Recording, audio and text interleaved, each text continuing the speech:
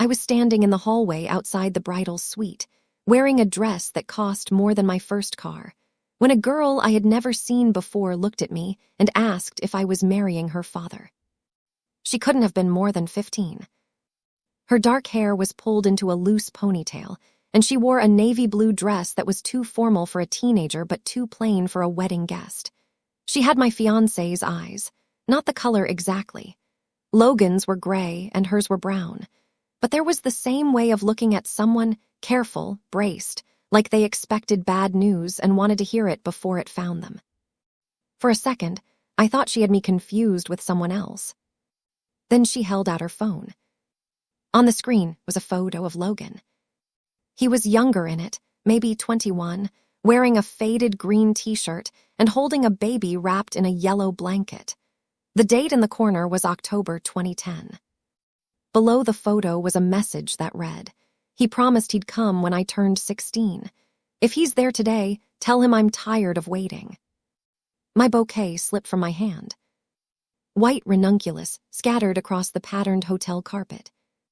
The girl watched me bend down for them, then stopped me before I could pick up a single flower. "You don't have to do that," she whispered.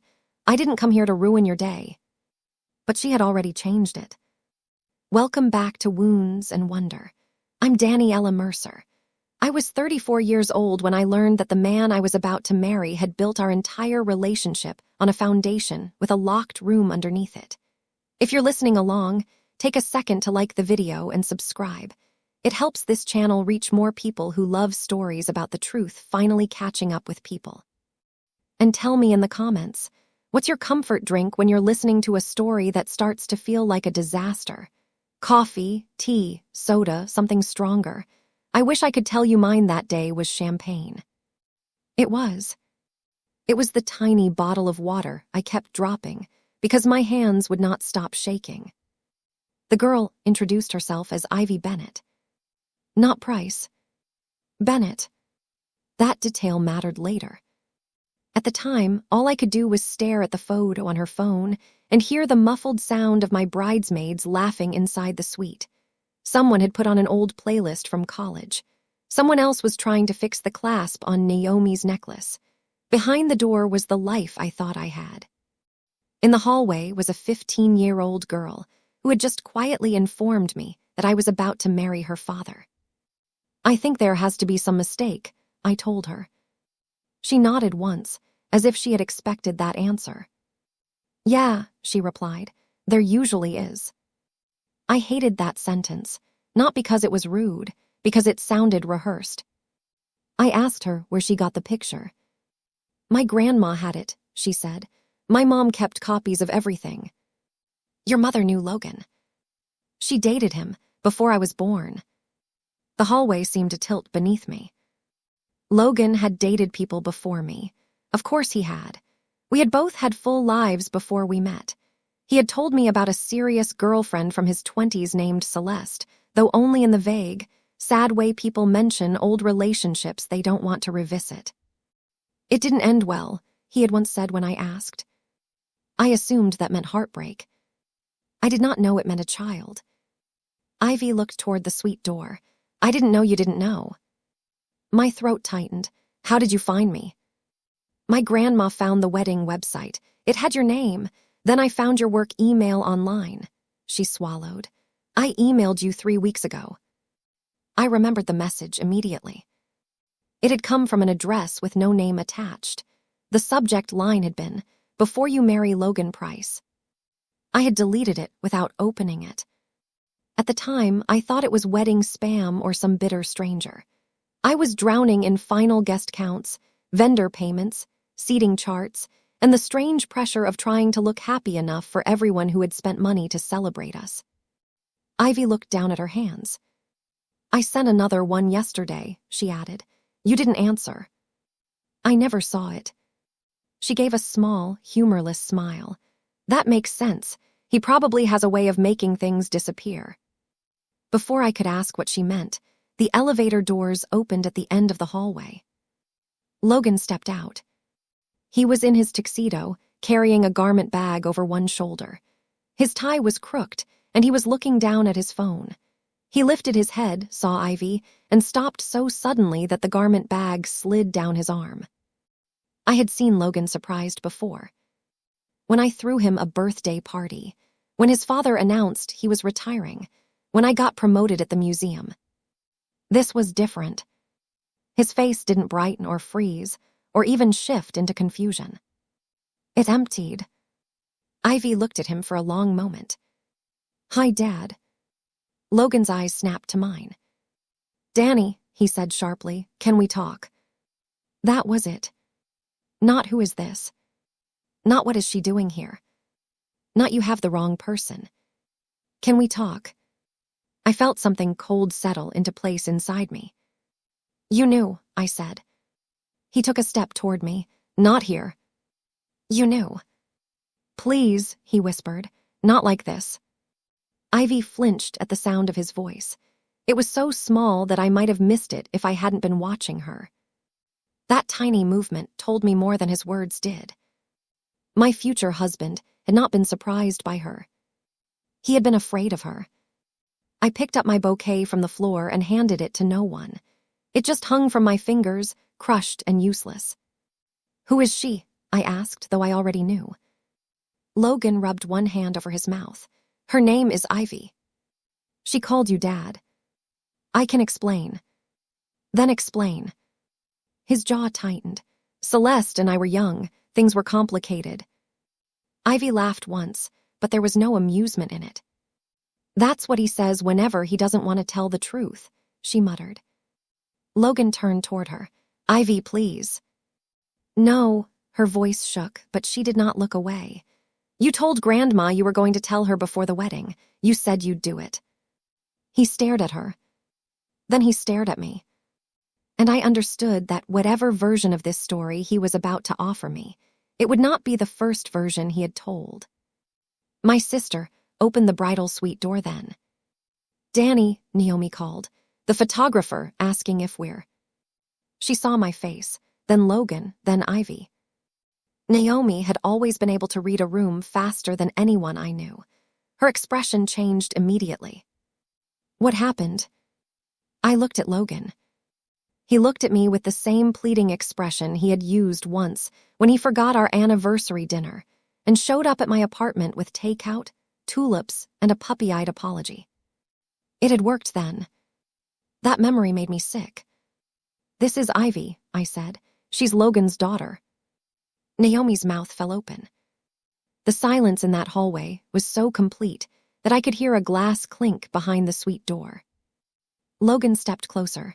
"Danny, I was going to tell you." "When?" He didn't answer. I should have screamed.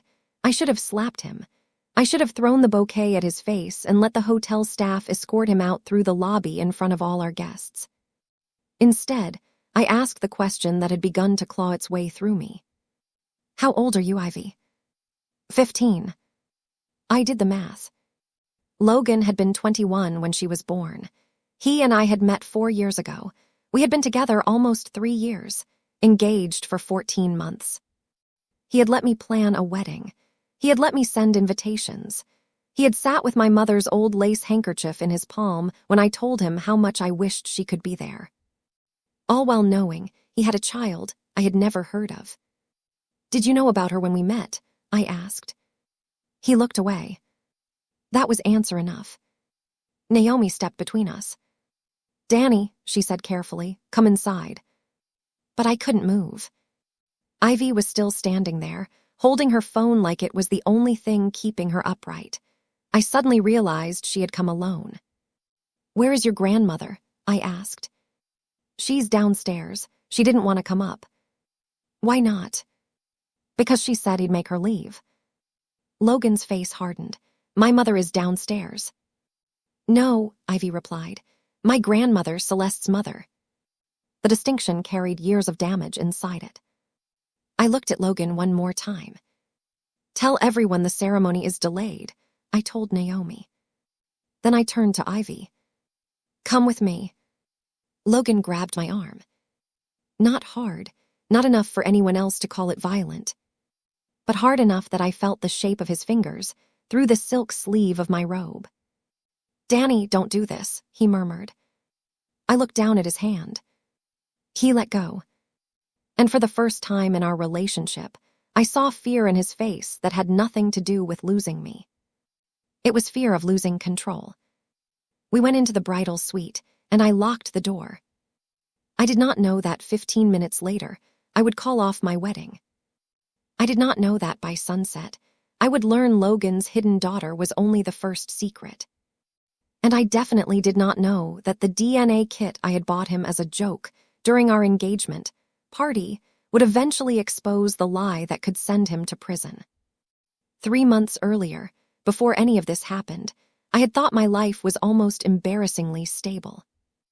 I worked at the Hartwell Museum in St. Louis, where I cataloged donated collections and spent most days handling things that had outlived the people who loved them.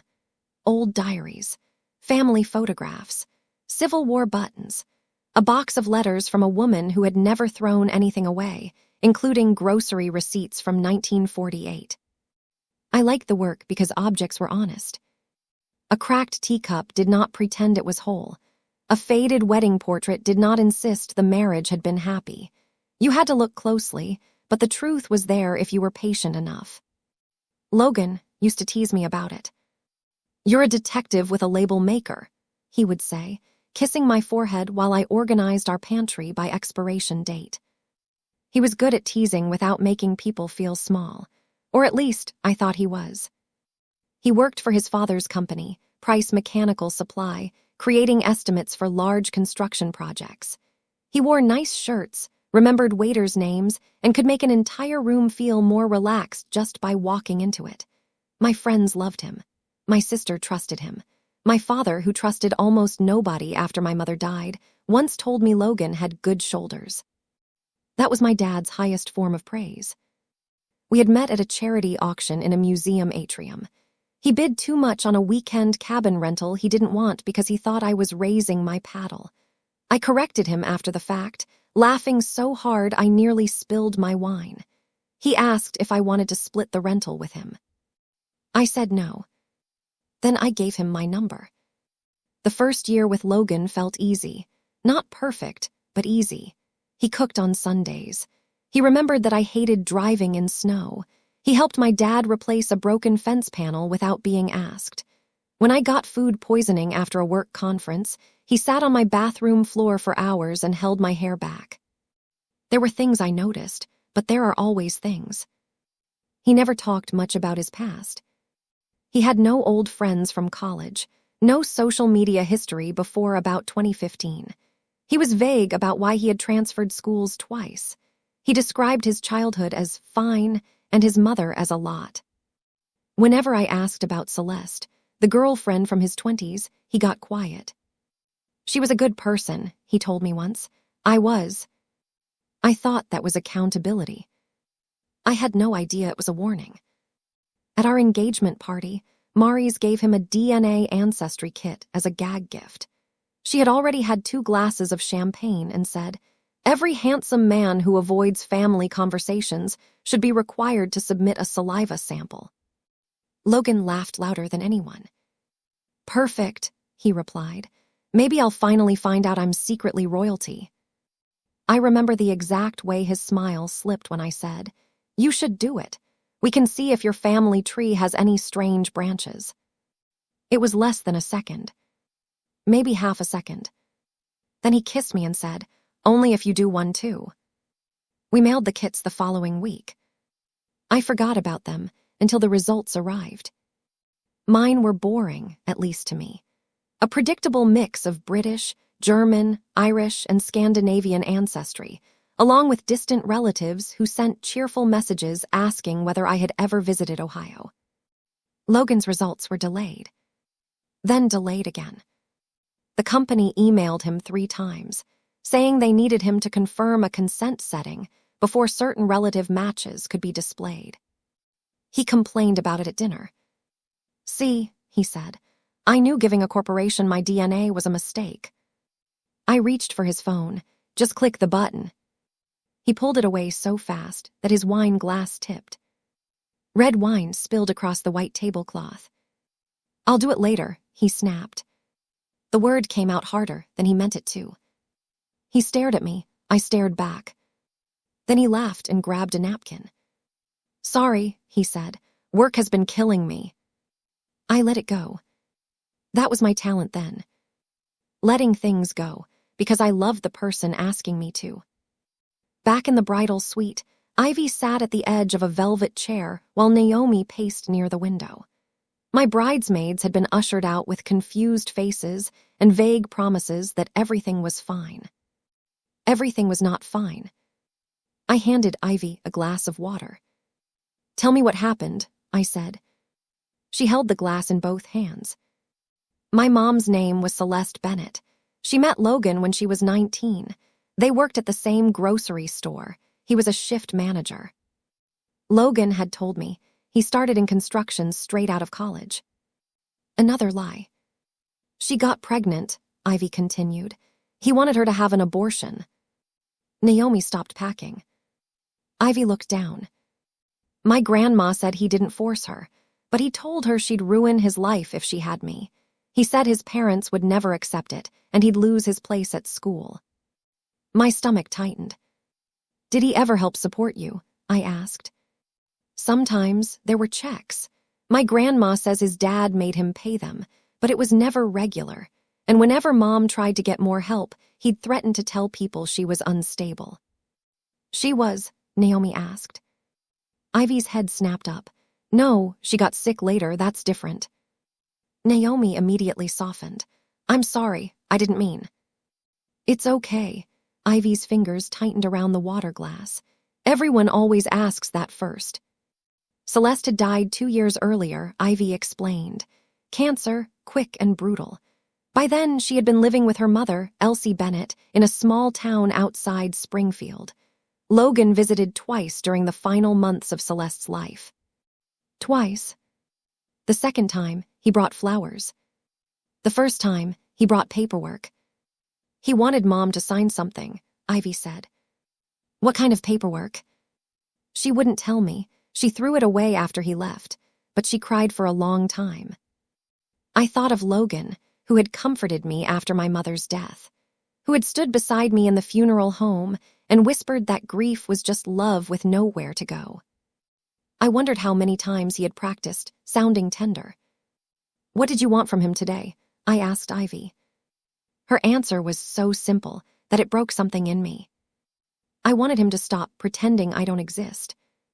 The hotel coordinator knocked softly on the door. "Ms. Mercer, the guests are beginning to arrive." I looked at the wedding dress hanging beside the mirror.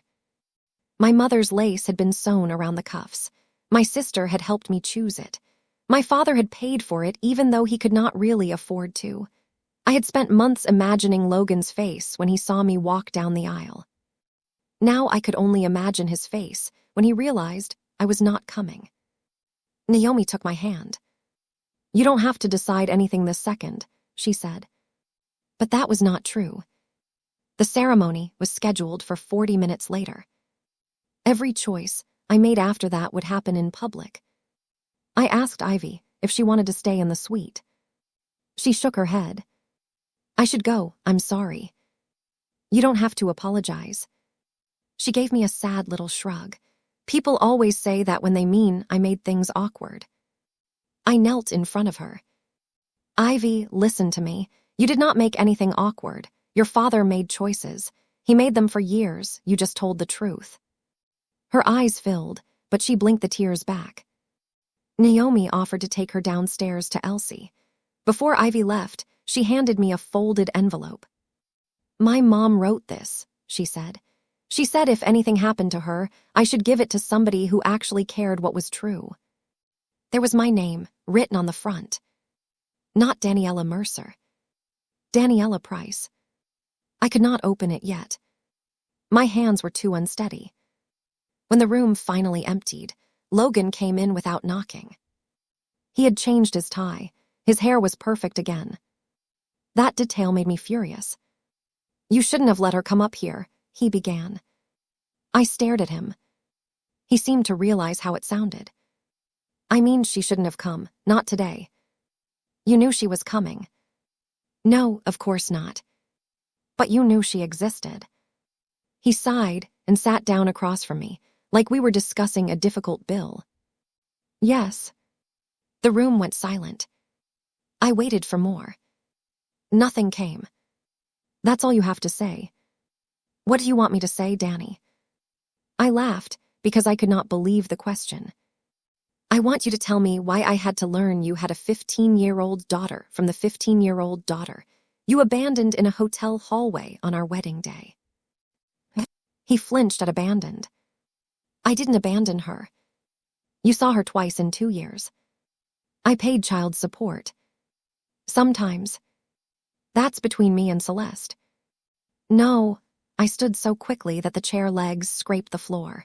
It became between you and me the second you asked me to marry you. He rubbed his temples. Celeste was sick. Her mother was always trying to turn Ivy against me. They made it impossible to have a relationship with her. She has your eyes, Logan. So you looked at her out there like you were seeing a ghost. His face changed then. Not guilty, angry. Do you have any idea what it was like? He asked.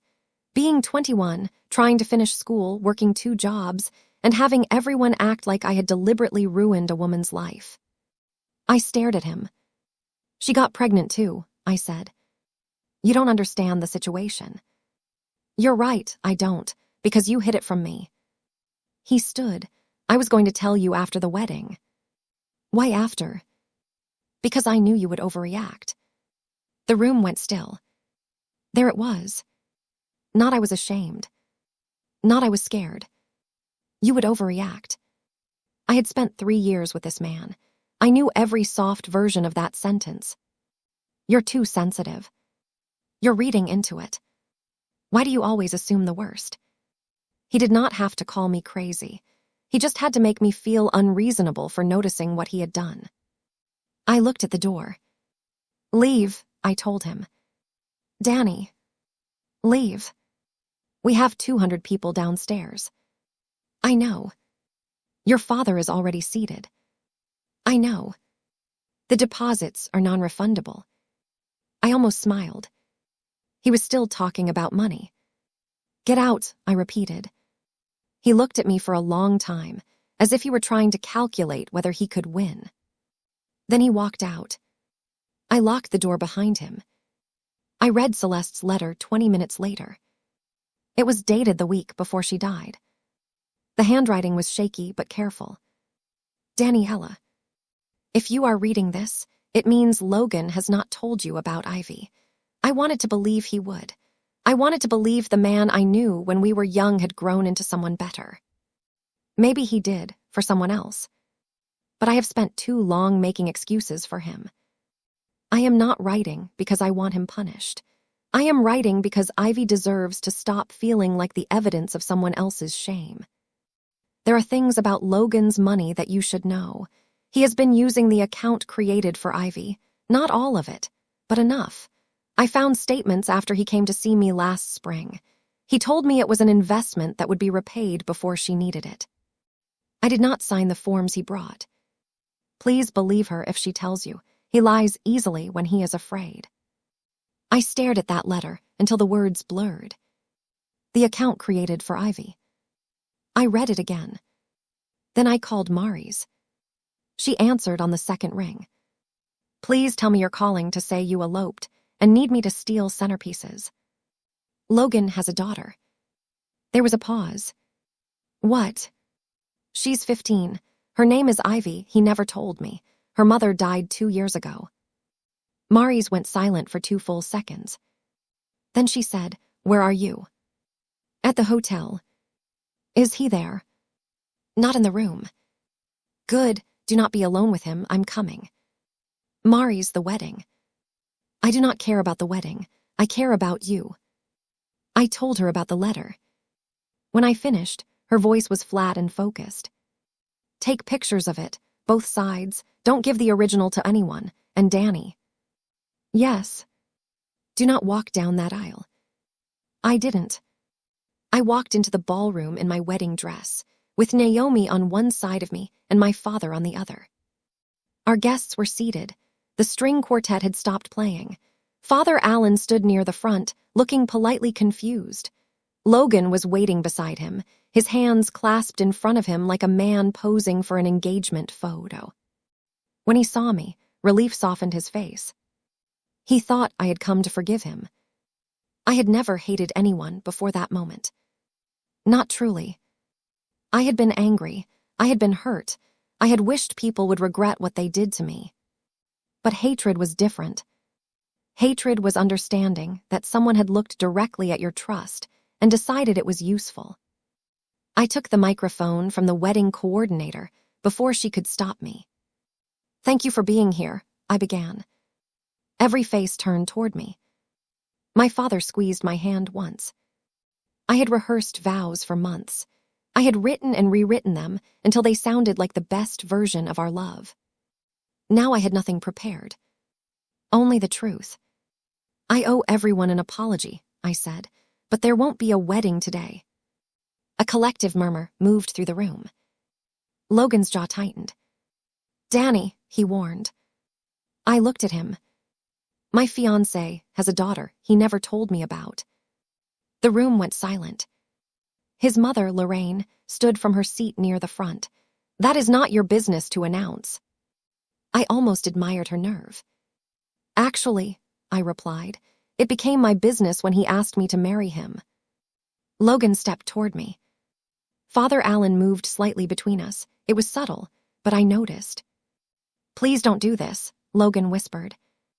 "You had 15 years to do something." He looked around the room, desperate now. "I made mistakes when I was young." "No," I said, "you made choices this morning." Then I handed the microphone back to the coordinator. I did not mention the letter. I did not mention the account. I did not mention Ivy's name. She had not asked to be exposed in front of strangers. I simply told everyone I could not marry someone who had lied to me about something that important. Then I walked out. My father came with me. Naomi handled the guests. Mari's arrived 10 minutes later in jeans, carrying a tote bag and the expression of someone prepared to commit a felony for a friend. Logan tried to follow me into the parking lot. My father stopped him. I had never seen my dad stand that close to another man.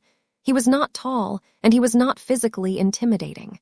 But his voice was steady when he said, "You don't get to touch her life again today." Logan looked at me over my father's shoulder. "Danny, please, we need to talk." I got into Mari's car. "We'll talk through lawyers," I told him. He laughed bitterly. "Lawyers for what?" I looked at him through the open window. "For whatever you've been hiding besides your daughter." His face gave me my answer. Mari's drove away before he could recover. For the next 2 days, I lived inside a kind of fog. My wedding dress stayed in a garment bag on the back of my bedroom door. Half the gifts from our registry were stacked in the hall. My phone filled with messages from guests, relatives, and people I barely knew who had heard some version of what happened. Most were kind. A few told me I should have handled it privately. One of Lorraine's friends wrote that men make mistakes and that I had humiliated Logan over a youthful situation. I blocked her. Logan sent me 16 messages the first night, then 9 the next morning, then a long email that began with, "I know I failed you, but please don't let one mistake erase everything good between us." One mistake. That phrase kept appearing. One mistake. As if Ivy were an unfortunate receipt from an old purchase. As if hiding her had been an impulsive decision instead of a daily one.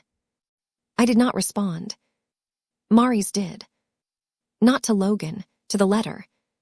She asked if I could get in touch with Ivy's grandmother. I found Elsie's number through the email Ivy had sent me and called her from my kitchen table.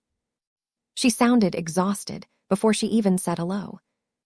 "I'm sorry," she told me after I introduced myself. "I should have stopped Ivy." "No," I said, "you shouldn't have." There was a long pause. Then Elsie began to cry. She told me that after Celeste died, Logan had promised he would become more involved in Ivy's life. He had taken her to lunch twice. He had sent a birthday card with a gift card inside. Then he began missing calls. When Ivy asked why, he said he was busy planning a wedding. He told her you knew, Elsie said. He said you didn't want a relationship with her yet, but you were nervous and needed time.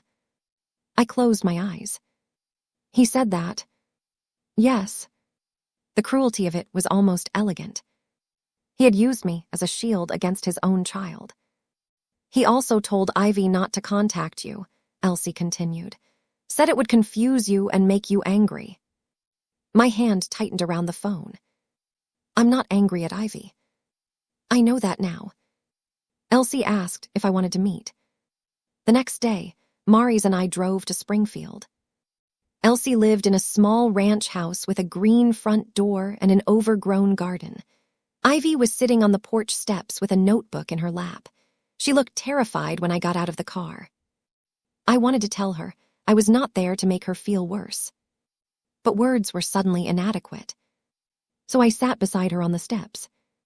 I'm sorry I didn't read your emails, I told her. She nodded. I'm sorry he used my name to hurt you. Her face crumpled then. I thought you hated me, she whispered. I don't. He said you would. I know. She wiped her cheeks with both hands, angry at herself for crying.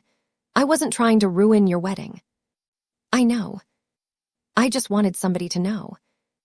I looked at her. I know that too. Inside, Elsie showed us a plastic storage box filled with Celeste's records.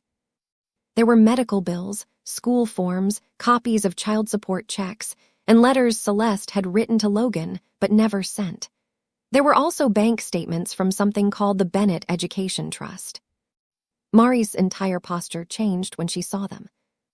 Who set this up? She asked. Victor Price, Elsie said. Logan's father, after Ivy was born. He said he didn't trust Logan to do right by her, so he created an account for college and medical expenses. The trust had been funded with $250,000 from Victor. It was supposed to grow until Ivy turned 18. But the recent statements showed a different story. For the first 10 years, money had moved in and out only for legitimate expenses. Braces, school supplies, a hospital bill after Ivy broke her arm. Then, starting when Ivy was 13, there were withdrawals marked investment allocation. $18,000. Then $22,000. Then $35,000. A total of nearly $90,000. Did you approve these? Maurice asked Elsie. No, Celeste didn't either. But the statements list a co-trustee's signature. Elsie pushed a photocopy toward us. It was Logan's name. I felt the blood leave my face. He said he was borrowing it, Elsie whispered. He told Celeste it was for a business opportunity. He said his dad knew. Did Victor know? I asked. Elsie looked at me. I don't think so. That was the first moment I understood this was bigger than a man lying to his fiancé. This was a man stealing from his own child. The DNA kit became important 2 days later. I had almost forgotten it amid everything else. Logan's account had still been logged in on the tablet we shared for streaming services. I was deleting his saved passwords when I saw an email notification from the Ancestry company. Your relative matches are now available. I should have closed it. Instead, I opened it. His results listed multiple close relatives. One was obvious, Lorraine Price. Another was Victor Price. Then there was Ivy Bennett. Predicted relationship, parent-child. There was also a woman named Alana Kirkland, listed as a close relative. Predicted relationship, half-sibling. I had never heard Logan mention an Alana. The profile had no photo, only a city, Tulsa, Oklahoma. I did not care about a half-sister. Families were complicated. Secrets did not always equal crimes. But I noticed something else in the account settings. Logan had changed the privacy controls the day after our engagement party. He had opted out of receiving new relative notifications by email. He had known the results could expose him. He had seen Ivy's name. He had chosen silence anyway. Maurice examined the screenshots and said, "This isn't enough to prove the trust issue, but it proves he was actively hiding family matches. Can we do anything with the bank records?" "Elsie can. Ivy can through a guardian, and if Logan forged anything." She didn't finish the sentence. She didn't need to. I wanted to confront him immediately. Maurice made me wait. That was why I loved her. She had known me since we were 13, and she understood that my anger could make me reckless. I wanted answers. She wanted evidence. Over the next week, we built a file. Elsie requested full trust records. Maurice helped her find a lawyer in Springfield who specialized in guardianship and financial abuse. I found an old email from Logan to the wedding photographer, where he complained about unexpected cash flow problems at work. There were transfers from the trust into an account connected to a shell company called LP Capital Ventures. LP. Logan Price. The shell company had been registered 18 months earlier, using the address of a mailbox rental near his office. When Maurice found that, she stared at me across my dining room table. "He didn't borrow money," she said. "He planned this." The worst part was how ordinary he had seemed during that time. He had helped me choose wedding invitations while moving money from Ivy's account. He had taken me to dinner after he withdrew $35,000. He had proposed an expensive honeymoon while telling his daughter he was too busy to see her. I began revisiting every memory like a crime scene. The new truck he claimed was leased through work. The sudden weekend trip to Nashville with coworkers. The times he told me he was stressed because a big project was delayed. None of it felt real anymore. Logan finally came to my apartment 11 days after the wedding. He arrived in a rainstorm, standing outside my building with no umbrella. The old version of me would have found that romantic. I would have thought he had come because he loved me enough to stand in the rain. Now I understood that inconvenience was not remorse. I let him into the lobby, but not my apartment. He looked tired, truly tired. His beard had grown in unevenly, and his expensive coat was soaked through. "I need to talk to you," he said. "We can talk here." "Danny." "Here." He looked toward the front desk, where the night manager was pretending not to listen. "I know about the trust," I told him. His face changed. That was all I needed. He sat down heavily on the lobby couch.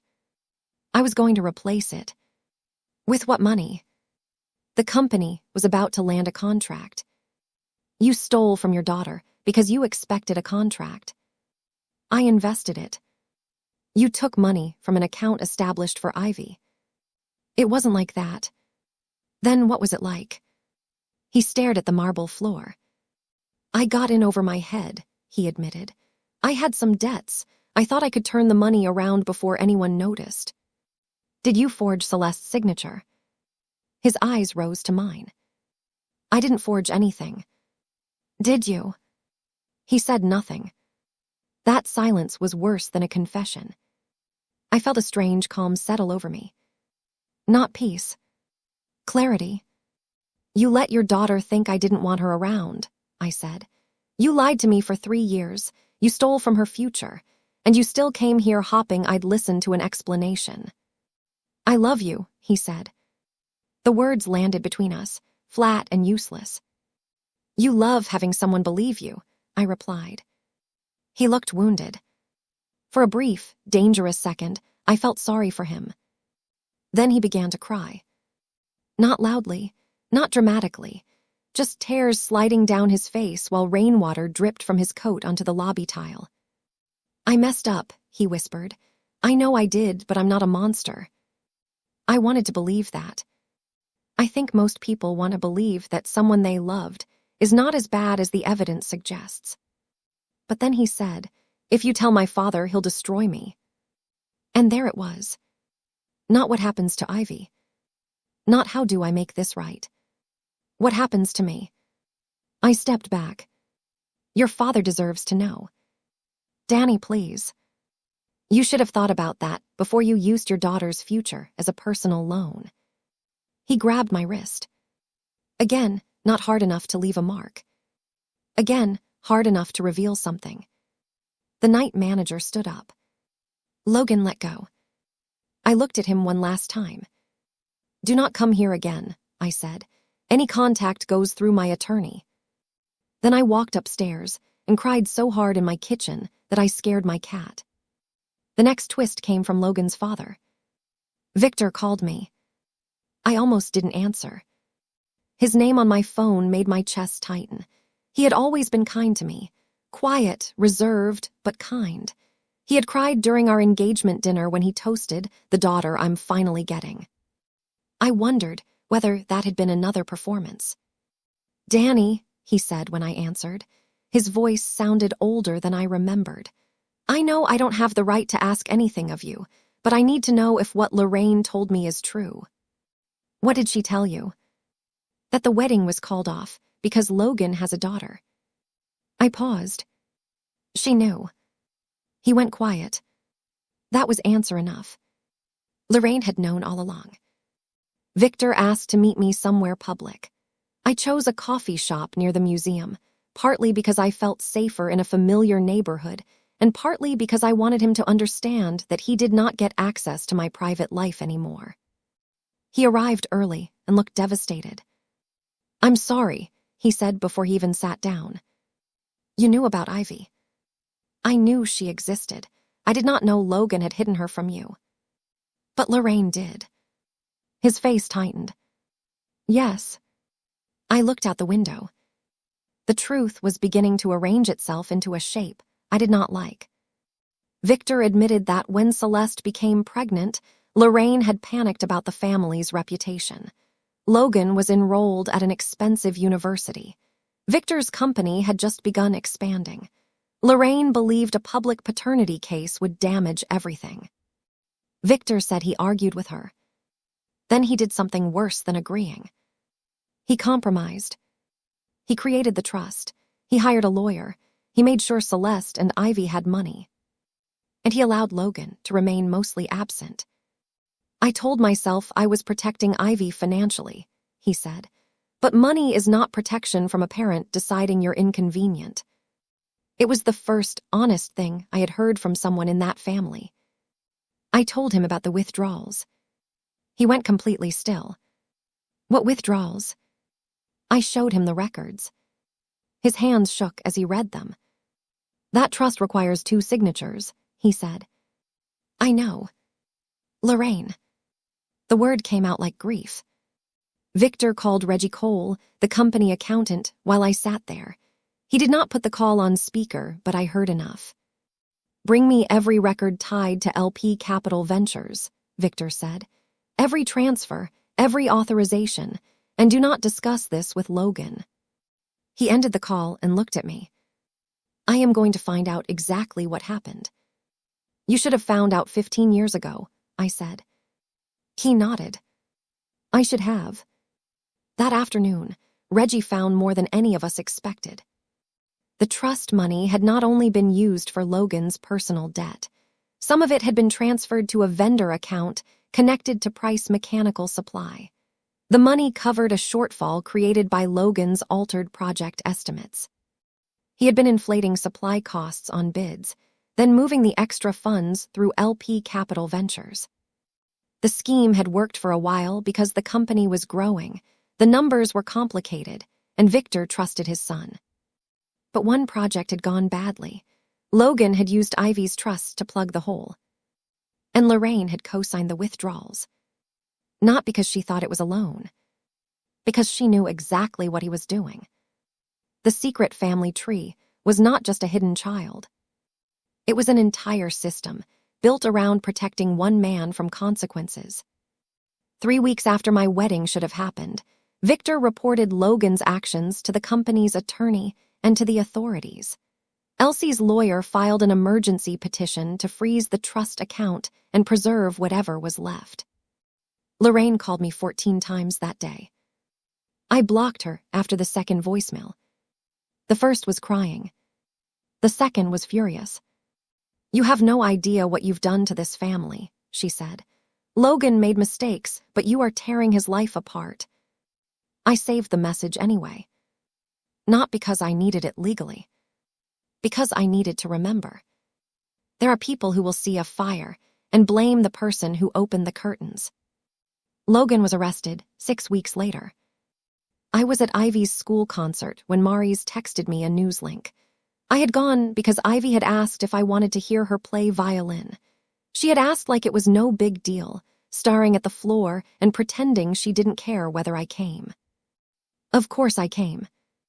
Elsie sat beside me in the auditorium. Ivy played in the second row, her shoulders straight, bow moving steadily beneath the stage lights. My phone buzzed in my lap. I read the headline. Price Mechanical Executive, charged in alleged fraud and misappropriation case. The article said Logan had been charged with multiple counts, including forgery and financial exploitation of a minor's trust. I looked up at Ivy. She was playing a slow, aching piece I did not recognize. I put my phone away. For once, the truth had arrived without needing me to chase it. The legal process lasted almost a year. There were hearings, depositions, bank records, and endless documents. Logan's attorney tried to portray the trust withdrawals as informal family loans, but Celeste's letter, the forged signatures, the shell company, and the altered company records told a different story. The court ordered restitution.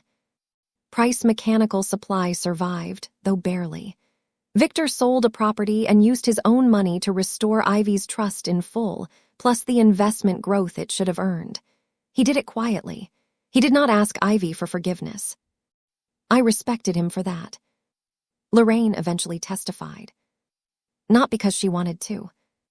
Because Reggie's records showed she had approved several transfers. She accepted a plea agreement for her role in the trust theft and resigned from every board and community committee she had spent years using as proof of her respectability. The day she entered the courthouse, she saw me outside with Maurice. She looked smaller than I remembered. For a moment, I expected her to blame me again. Instead, she stopped. "I thought I was helping my son," she said. I looked at her. "You taught him other people's pain was less important than his comfort." She started crying. I did not feel satisfaction. I did not feel pity either. I just felt done. Logan pleaded guilty. At his sentencing, he stood before the judge and read a statement about accountability, regret, and the people he had hurt. He said Ivy's name once. He said mine twice. I was there, but I did not look at him. I looked at Ivy. She sat between Elsie and Victor, holding herself very still. When Logan finished, the judge asked whether anyone wished to speak. Ivy stood. She was 16 by then. Her voice trembled for the first few sentences, then it steadied. "My dad keeps saying he made mistakes," she told the court. "But mistakes are when you mean to call somebody and forget. Mistakes are when you back into a mailbox. He made decisions. He decided not to tell people I existed. He decided to take money that was supposed to help me. He decided I was somebody he could hurt because I was a kid." No one moved. "I don't need him to be sorry because he got caught," she continued. "I need him to understand that I was always real, even when he acted like I was." I cried then. So did Victor. Logan looked at his daughter, and for the first time since I had known him, he seemed unable to find words that could change what people saw.